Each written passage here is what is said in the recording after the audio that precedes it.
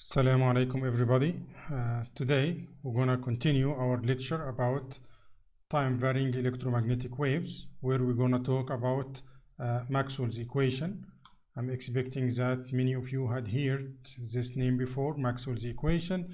It is the most famous set of equations, I think, in electrical engineering and of course in electromagnetics.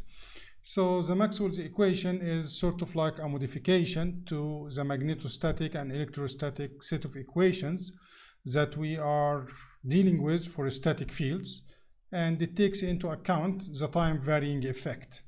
And those Maxwell's equations are written here, where the first one is Faraday's law, which is the curl of E equal minus partial B partial T. This is Faraday's law. We talked about this in the previous parts of this lecture. The second equation is called displacement current density. It's a modification for Ampere's law, which is stating that curl of H equal J, up to here is the static part of magnetostatic, plus partial D partial T. And you can see here easily that a time varying magnetic field will induce time varying electric field, or like will induce electric field. And a time varying electric field, even in the case of no electric current, would also induce magnetic field. So the time varying is coupling magnetic field to electric field to magnetic field. And we have the other two equations, which is Gauss's law, divergence of D equal rho, and the conservation of magnetic field, the divergence of B equals 0. So Maxwell's equation and the following two equations are the set of equations governing electromagnetic waves. The other two equations are conservation of electric charge, which is divergence of J equal minus partial rho partial T. Of course, rho here is the volumetric charge density. The second equation is Lorentz force equation, which is stating the total electromagnetic force on a charge equal the electric force plus the magnetic force. This form here of Maxwell's equations is called the differential form, because those operators here are differential operators.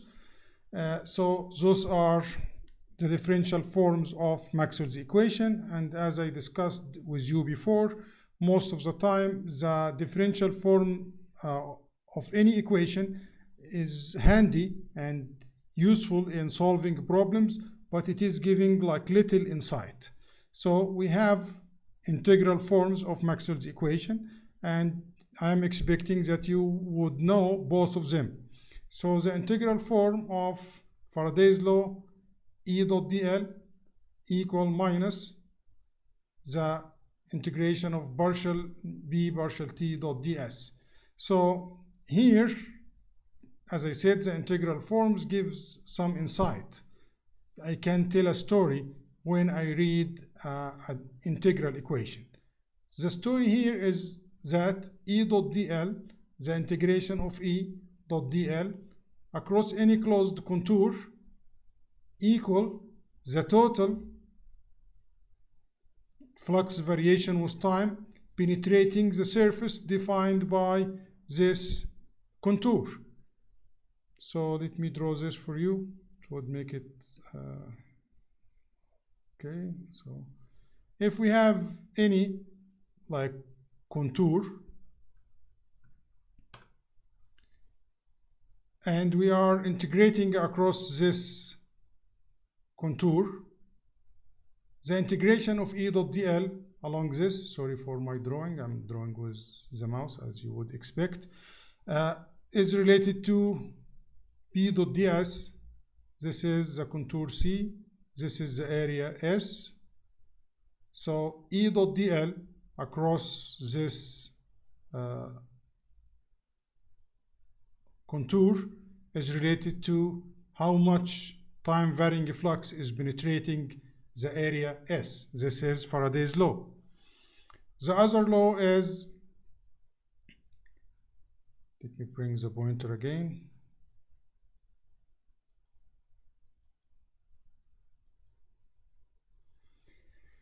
The other equation is Ampere's law, H dot dl integrated over any closed loop equal the total current penetrating the area defined by this loop plus the partial d partial t. And the name for the partial d partial t is the displacement current. So this is called displacement current density, partial d partial t. And of course, d is electric displacement field. The other two equations are Gauss's law, d dot ds, the outflux of displacement field out of any closed surface, equals the total free charge enclosed into the volume surrounded by this closed surface. So surface here is a closed surface, surface here is an open surface. So we explained the meaning before. For example, like a cylinder is a closed surface, a sheet of paper is an open surface. The closed surface is surrounding some volume. So like the surface of a cylinder is surrounding the volume inside the cylinder, and open surface like a sheet is surrounded by a contour, which is the peripheral or the edges of this surface. The fourth equation is the conservation of magnetic field, which is stating that the outflux of magnetic field out of any closed surface equals 0. This is why we said that the magnetic field lines are closed lines, and we said that there is no isolated magnetic charge. All the magnetic charges exists in pairs or in dipoles, south pole and north pole. So those are the set of equations: Maxwell's equation in differential form, Maxwell's equation in integral form, and those are the names. So I'm trying to make it like easy for you to identify the differential form and its corresponding integral form. As I said, the integral form is useful to tell a story or to get like a physical insight. The differential form is useful in solving problems. And of course, both of them can be used to solve problems, as we did with like previous examples for Ampere's law and Faraday's law. So let us do this example here. The example is giving us this circuit. Forget about this like graph, just we have a capacitor connected to AC source. So this AC source does have a voltage amplitude V naught. The voltage is varying with time as a sinusoidal signal with frequency omega. It is connected to a capacitor C1 as shown in figure. Would like to verify that the displacement current, so the total displacement current in the capacitor, is the same as the conduction current in the wire. So the idea here is that we have some conduction current flowing flowing in the conductor, and then we have a capacitor. We know the capacitors that is consisting of two parallel conducting plates separated by a dielectric. So there is some current flowing in this dielectric material. This current is called displacement current, and this example is just like leading us to do just the math to prove that the displacement current equal to the conduction current. As I always advising you, at this point I would recommend that you pause this video, try to solve this example yourself. You can go backward to previous slides. Once your iteration is completed, hopefully you reached like the requirement and you solve it yourself. This is how you study and train yourself. Now we can watch and review your solution against the solution. Okay, assuming that you are back from pausing the video, and we go here for the conduction current. The conduction current, as we know from circuit theory, equal C1, the capacitance, multiplied by the potential across the capacitor, derivative with differentiated with respect to time, which is equal the capacitance, amplitude, angular velocity, cosine omega t. So this is the conduction current. Now we would like to find the displacement current. In order to find the displacement current, we need to find the displacement field, D. We know that the displacement field D equal epsilon E. We know that the capacitance equal epsilon multiplied by the area divided by the separation. And we know that from electrostatic, electric field inside the capacitor will equal the potential difference between the two plates divided by D, assuming that the capacitor does have a uniform electric field and we are neglecting the fringing. We can find the electric field between those two equations. The potential difference is V naught. So we can get E, which is the potential divided by D multiplied by epsilon. So the displacement field in the dielectric between the two blades of the capacitor equals this expression. So now we can go back to the definition of displacement current, and as I said, partial d partial t is called displacement current density. So to get the total displacement current, we integrate the density across the area, and here we have a uniform electric field, so the integration is just multiplying by the cross-section area of the capacitor plates, and we get the expression of total displacement current, which does have this expression here. And just comparing the two expressions, we can show that the displacement current, total displacement current, equal the conduction current.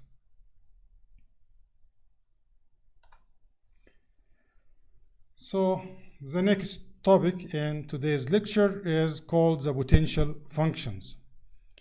As we discussed in electrostatic, we have the scalar potential function V, and as we discussed earlier in this course, we have like vector potential function A.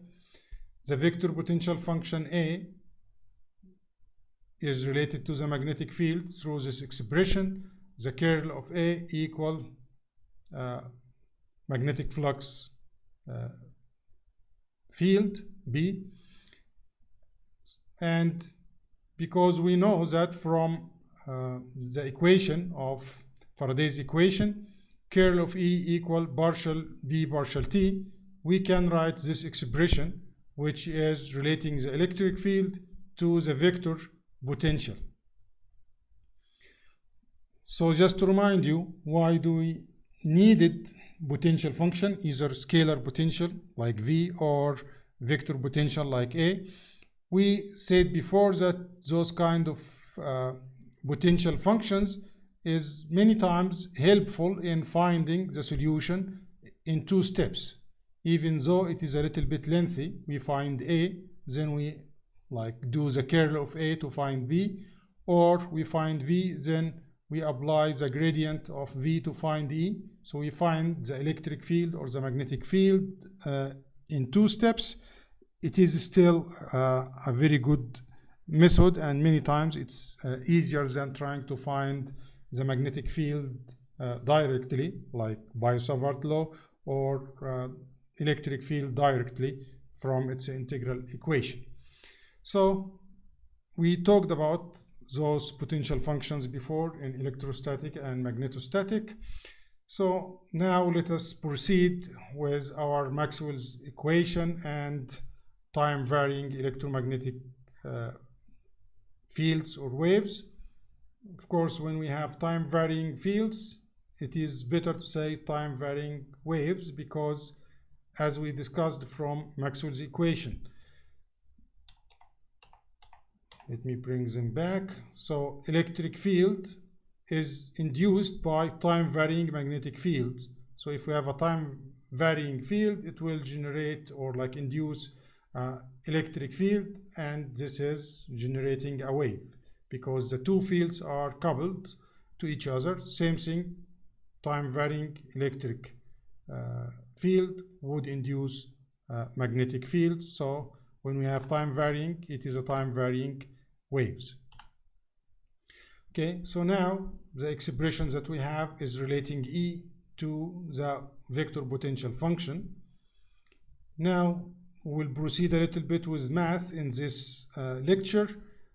I'm not expecting that you will master those like derivation or asking you in any future quiz to redo the derivation, but it is good for you to understand the sequence of proving the formulas that we're going to use frequently in the rest of this course. So here, curl of E equal minus derivative with respect to time of curl of A. I'm saying here that the curl operator, which is a three-dimensional or spatial, which is space-dependent derivative, and the time derivatives are associative. What is the meaning? Associative means that if we reverse the order, no change will happen. Why is that? Because the time is in one dimension, while the location or spatial is another dimension, so they are not independent. The spatial or like the position is parameters or coordinate system is independent of time, so time and derivative with respect to coordinate system parameters are exchangeable, which is associative. So here we'll take like the curl outside, so that the right hand side will be the curl of the derivative of A with negative sign. We can take the right hand side back to the left, so we'll have the curl of E plus the time derivative of the vector potential A equals 0. From null identity, we can express any vector that has a curl of 0, like this vector. E is a vector, A is a vector, so E plus the time derivative of A is a vector. If the curl of a vector equals 0, then this vector can be expressed as a gradient of a scalar function. So this is null identity number 1. So we can define those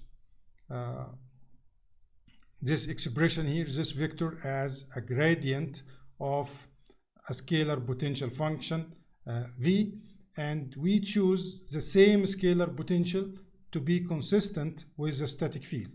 In the case of a static field, derivative with time will equal 0, so we have E equal the minus gradient of V. This is the scalar relation that we have. So this is the relationship between potential function A, potential function V, and E, and we can write it this way. So let us continue our derivation. So now we go for Ampere's law. This is the expression of Ampere's law. We know that if we just like have this equal B, curl of B equal mu J plus mu partial D partial T. So the left hand side will be curl of a curl of A.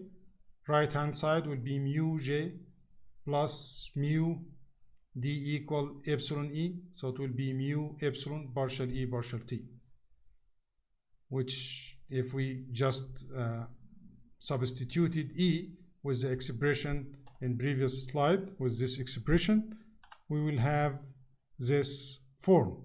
So curl of A equal mu j minus mu epsilon, derivative with time of gradient of v plus derivative of time of A.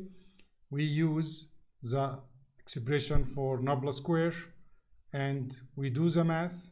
So here curl equal gradient of divergence minus nabla square. So we just substitute the left hand side here, and of course the right hand side is the same. Rearranging the equation, so we take A from this side, we take A back to this side, so all the A's will be in one side to the left, all the other terms, this term, this term, this term will be on the right hand side. This is like a derivative equation, and it gives us 1 degree of freedom. We talked about this before, similar to giving you a function f prime, the derivative of a function with respect to x, and asking you to find x. Just when you do integration, there will be a function for x plus constant, and we are saying that we can define f to a 1 degree of freedom because there is a constant. Here, this is something similar. We have 1 degree of freedom. We use this degree of freedom to simplify the equation. So our degree of freedom is chosen, like not by us, but this is international agreement or conventionally by Lorentz conditions, which is like nulling this term where we have the divergence of A plus mu epsilon time derivative of V equal 0. This is called Lorentz condition or Lorentz gauge. When we do that, we'll have this equation. This equation is relating the potential function A to the source. There is no other dependency, so we directly connect potential auxiliary function A to the source. So this way, if we found A, we can right away find B, which is curl of A equal B. And if we found A, we can just apply this expression that we had before for the relationship between E and A, like this one, but we need to find V. So anyway, this is called non-homogeneous wave equation for vector potential. So vector potential, non-homogeneous, it is not 0, so we have a source. We can do similar derivation to find the wave equation for the scalar vector potential or the scalar potential function V, and we come up with this non-homogeneous wave equation for the scalar potential, which is relating the scalar potential function to the source, the electric source. So vector potential function is related to the current source, scalar potential function is related to the charge source, and those both are called wave equations. One very important part of electromagnetics is the boundary conditions. We know all the meaning of boundary conditions, which is what are the rules that are governing the electromagnetic fields at the boundary or at the interface between two media. And we usually divide the boundary conditions into two sets. One set for tangential, which is the fields parallel to the interface, and the other set is normal, which are the fields that are perpendicular or normal to the interface. So the boundary conditions for electromagnetics are A and B. The normal to media B is going out of media B. So this is N cross product HA minus HB. Again, we are doing this. We did this before when we talked about boundary conditions of magnetostatic field. So this is the tangential magnetic field intensity H. The difference between the two tangential components when cross product with the normal will give us the surface charge density. The other boundary condition for D is a normal component of D. The difference is related to the surface charge. Another boundary condition is the tangential component is continuous across the surface. E tangential 1 equal E tangential 2. The fourth boundary condition is that the normal magnetic flux density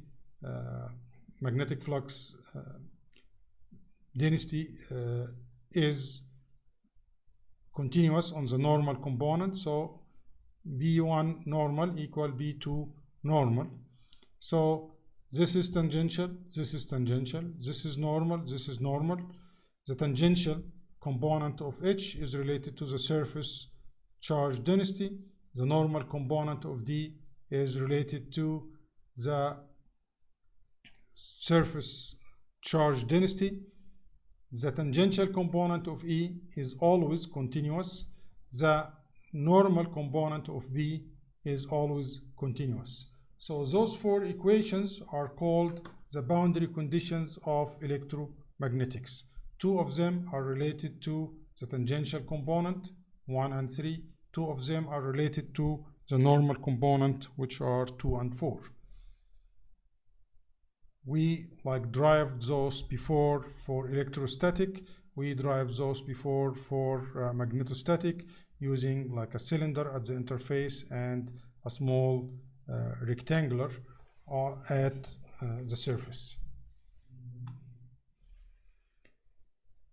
Okay, so now we just studied the mathematical background for wave equations, or for Maxwell's equations, which is the base for wave equation.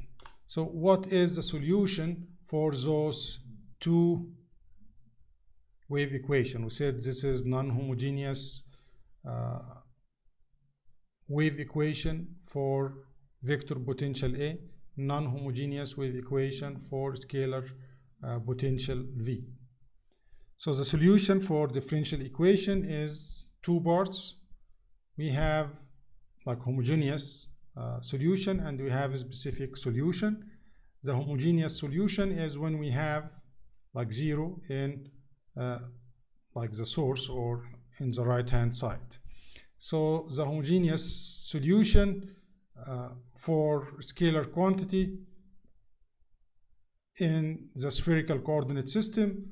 Why spherical coordinate system? Because for many cases this is the most general solution, or because again when we solve it for a point source we used spherical coordinate system, and of course you can reach the same results starting from any coordinate system, spherical, cylindrical, or Cartesian. But anyway, writing the homogeneous solution or the homogeneous wave equation for spherical coordinate system for the scalar vector potential, the scalar potential function V would be this expression here. So this is homogeneous. Doing the math, you can check the text book. Doing the math, we'll find the solution for this quantity for the scalar potential function as a function of R and T does have this form. It's 1 over R multiplied by a function, and this function is t minus r multiplied by a constant. So this is now a differential equation in like space, spatial, and in time. So we have like four variables. Time is one variable, then three variables for the coordinate system. Here we are choosing spherical coordinate system, so we have r, theta, and phi. We find that the v, the scalar potential function as a function of position and time, does have this format. This function can be like x, so or like r, it would be like t minus r, like can be like this term square, this term applied to an exponential, any way, like any function. You write any function of x, you replace x with t minus r square root of mu epsilon. The function, the solution for this must have this format, and we're going to talk about this more in the next slides and next lectures. So this is the homogeneous solution. Now we would like to search for the specific solution. Specific solution is the solution that is related to like a source. And again, for compatibility, we need to have the specific solution compatible with the static case. So let us solve for a point charge at the origin. We know the solution of this from the static electrostatic field. Then, as we did before in electrostatic field or in magnetostatic field, we just have a solution for a point source. Then we integrate all over the source region to find the complete solution. So the elementary or the starting point is to find the solution of the specific solution for scalar potential function at like because of like an infinitesimal source at the origin. Then we can integrate all over the source area to find the total solution. We know that V, the scalar potential function for a point charge at the origin, does have this expression. So Q would equal rho multiplied by delta V. Delta V is infinitesimal volume element, and it is prime because this is the source, and we are taking this at time equals 0. So rho is a function of time, which is the charge density at the origin at time t multiplied by delta V. So this is a point charge divided by 4 pi epsilon r. This is the solution. This is the specific solution for a point charge at the origin. Now we need to combine this with the general solution. So the right way to do this is the scalar potential function because of like an infinitesimal source. The infinitesimal volumetric source is volumetric charge density multiplied by delta V. So this is the solution that is fulfilling or like fulfilling the requirements for both the general solution and the specific solution. And if we have like some source distribution, what we need is just do integration. So this is the general solution that include both homogeneous and specific parts of the scalar potential function for some charge distributions that are changing with time over some specific source area.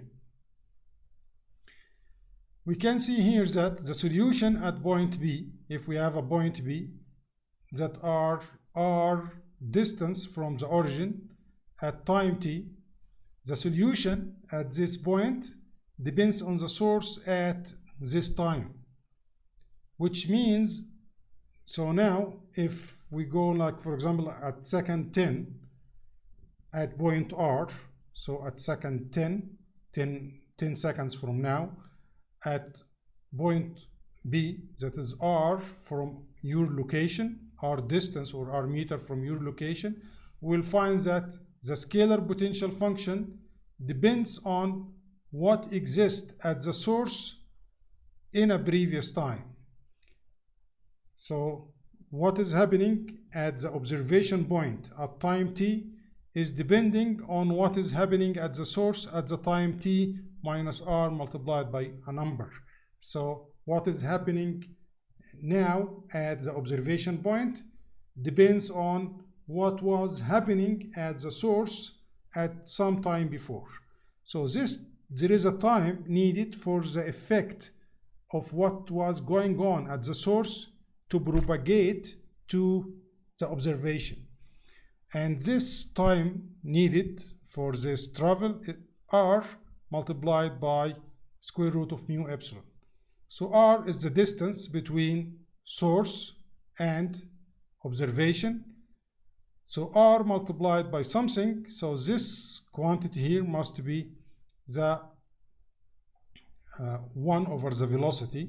So the velocity or wave velocity equal 1 over square root of mu epsilon. So this derivation here showed us what is happening at an observation point that are located r meter away from the source at time equal t is affected, or it depends on the source at a previous time. And this previous time is the amount of time needed for the source effect to propagate or to reach the observation point. From the expression of this time, this is r multiplied by something, so this time is 1, or like this term here is 1 over the wave velocity. We can similarly prove that the vector potential function as a function of position and time, also depending on the current at the source at time minus r multiplied by, or divided, sorry, r divided by the wave velocity. So those two equations here are the solution for scalar and vector potential function because of the charge and current source that are varying with time at the source region. If we have a source free, so if we are away, like we are not at the source, we can write the homogeneous vector wave equation for E and H. And again, like, you are not required to like know how, like, you can see and read how did we reach it, this homogeneous vector wave equation. But again, it's some math. I appreciate if you would like to go and read and understand the sequence, but the sequence is not required in the course content.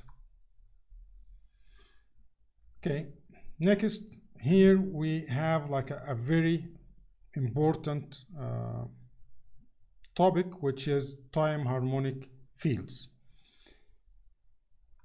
So the idea here, like similar to signal and system, similar to communication, similar to control, we have some relationship between different quantities as a function of time. And one of the very common solution is to assume this time dependency to be sinusoidal time varying. So we solve the problem for a specific mathematical expression. But even though we are solving for a special case, this solution is a general solution because of those 2 points here. So now we are solving like those wave equations, like homogeneous wave equation or homogeneous equation for potential function, assuming that the quantities that we are solving for is sinusoidal. So its dependence on time is sinusoidal. And we are saying in the same time, even though we are solving for a special case of sinusoidal time dependence, this solution is general. And why is that? It's because of two things. Because of Fourier series or Fourier transformation. If the functions that we are talking about, E, H, V, A, any of them is periodic signal, then we can decompose it into a series of Fourier element. So solving for one sinusoidal frequency, the same solution can be superimposed for the other terms of the Fourier series. If the function that we are solving for is non-periodic, we can do similar thing, but instead of Fourier series, which is a summation of discrete sinusoidal varying functions, it will be Fourier transformation, which is the integration of sinusoidal time varying functions. So in any case, for any function, periodic or non-periodic, we can generalize the solution of sinusoidal time varying. Why do we go for sinusoidal time varying from the beginning? It's mainly because it is very easy to manipulate mathematically. So this is solving Maxwell's equation for sinusoidal function is, as I usually say, mathematically a special case, but scientifically is a general solution, because any function can be decomposed into discrete number of sinusoidals using Fourier series for periodic signal, or an integration of a spectrum of sinusoidal time function, varying functions using Fourier transformation. Okay, so what does that mean? It means that whatever a function of space and time can be written as a function of space multiplied by sinusoidal time dependence, e to the j omega t. So the time dependence of any function is e to the j omega t. And again, this would simplify our mathematical derivation and manipulation very much, while keeping our solution general. Why it's general? Because any function can be decomposed into sinusoidal dependency using either Fourier series if it's periodic, or Fourier transformation if it is non-periodic. Okay, where is the simplicity, mathematical simplicity show off? It's here. The differentiation with respect to time, it will be now very easy, just multiply by j omega. Integration with respect to time is nothing but dividing by j omega. So now Maxwell's equation, the Faraday's law, instead of minus partial b partial t, it would be just a linear multiplication of minus j omega. This is from the time derivative. Mu h is b. Similar thing for Ampere's law. Instead of partial d partial t, we have j omega for the time derivative, epsilon e for e. Those two equations don't have any time dependence, so they are as is. So now I claim, and of course everybody in the scientific society agrees, that this is a great simplification for the math. So just doing the same for the vector potential function and scalar potential function, we will have the time derivative with respect, the time derivative is replaced by j omega, because we have double time derivative here and here.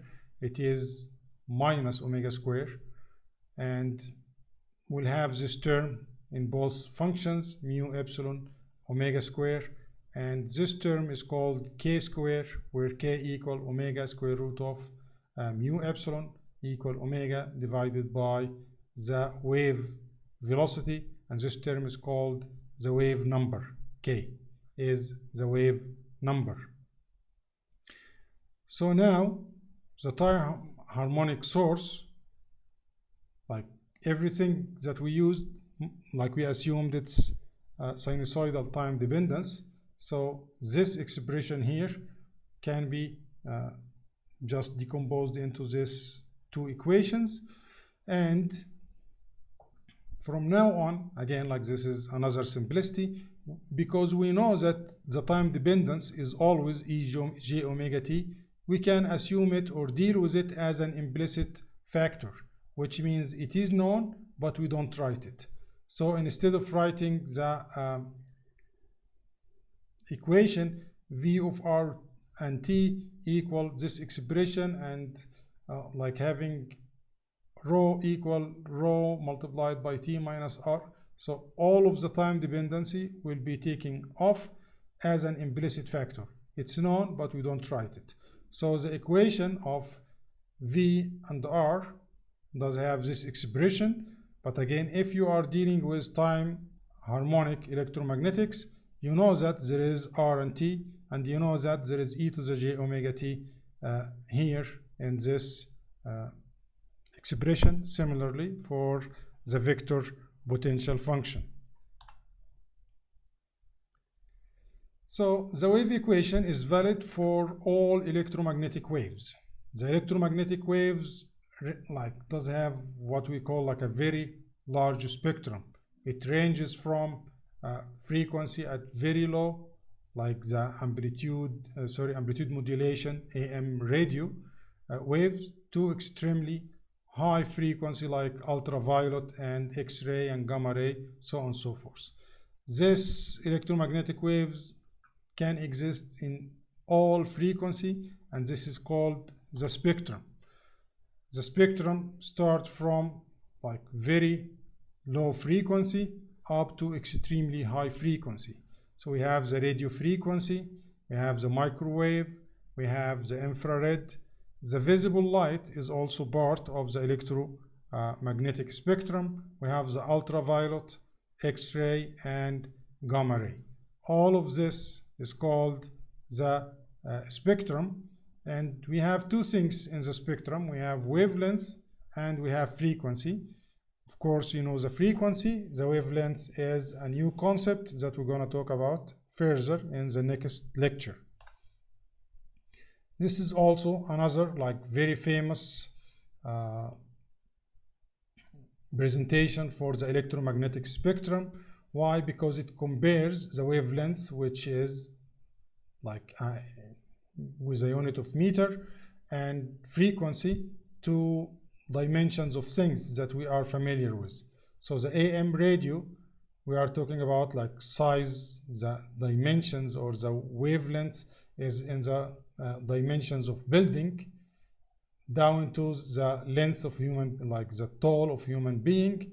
Then we have microwave, which is like in the wavelength is in the size of insects, so on and so forth.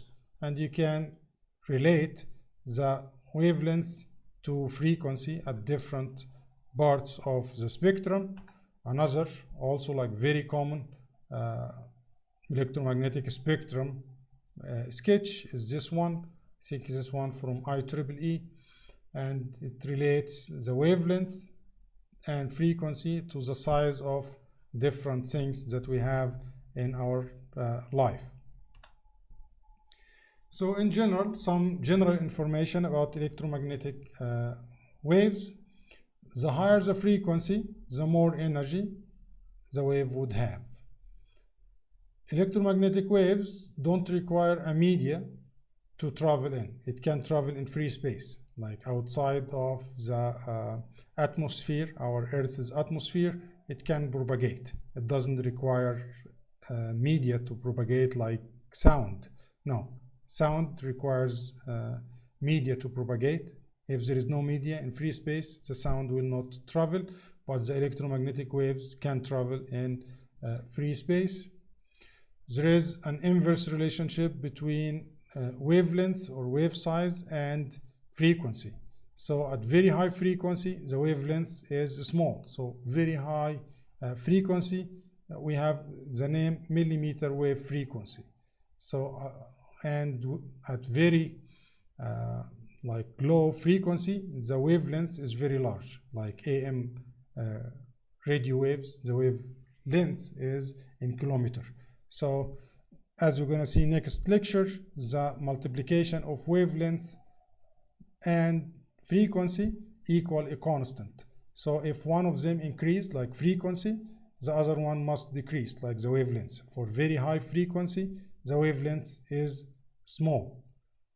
So it's like either short wave means it's short means small, so the frequency is high. So on and so forth. We'll talk about this more in next lecture. So the infrared waves, it is like before the visible light. So this is visible light. So we have infrared before the visible light. It has a lot of application. It's very useful in finding people or like finding targets in the dark, like for rescuing people or for security or so on and so forth, or like for TV remote control. After the infrared, we have the visible light, which goes from red up to violet. And after the visible light, we have the ultraviolet radiation, which is happening at higher frequency. So the frequency is increasing in that direction. And if you check the wavelengths, you will find that the wavelength is decreasing because they are inversely proportional to each other. By the end of this lecture, we have homework 4, which is due in a week. So by April 20, you should submit your homework. And of course, as usual, these are the learning objectives of this lecture. You need, after studying, you need to read those learning objectives and make sure that you got it from the lecture. Okay, thanks everybody, and meet you in next lecture inshallah. Assalamu alaikum.